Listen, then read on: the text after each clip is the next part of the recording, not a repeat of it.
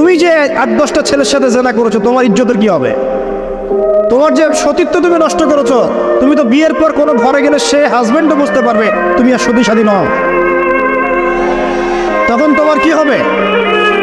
তখন তোমার কি হবে? আর এটা যে এত ভয়াবহ মহামারী আকার ধারণ করেছে না, অনেক ক্ষেত্রে দেখা যায় স্বামী অফিসে যাওয়ার সাথে সাথেই বয়ফ্রেন্ড বাসায় হাজির। এই যে বাক্সে বাক্সে বন্দি জীবন বললাম, বাক্সে বাক্সে বন্দি ফ্ল্যাটের ভিতরে তো ঢুকলে আর বোঝা যায় না ভিতরে কি হচ্ছে। কত ফ্ল্যাটে যে জেনা হয় এখন এই শহরে, আল্লাহ ভালো জানে। এই ফ্ল্যাটের প্রত্যেকটা ইঞ্চি ইঞ্চি মাটি আল্লাহর কাছে সাক্ষী দিবে।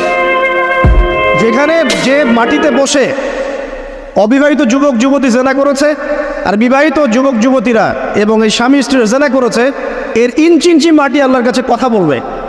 এর ইঞ্চি ইঞ্চি মাটি আল্লাহর সামনে কথা বলবে। ইয়াউমাইযিন তুহাদ্দিসু আখবারাহা, সেদিন তুহাদ্দিসু আখবারাহা, জমিন তার খবর বলবে আল্লাহর কাছে। জমিনের কোথায় কোন পাপ হয়েছে সব বলে দিবে। এই জমিনে এখানে দাঁড়িয়ে জেনা করেছে, ওইখানে দাঁড়িয়ে মদ খেয়েছে, ওইখানে কাউকে খুন করেছে।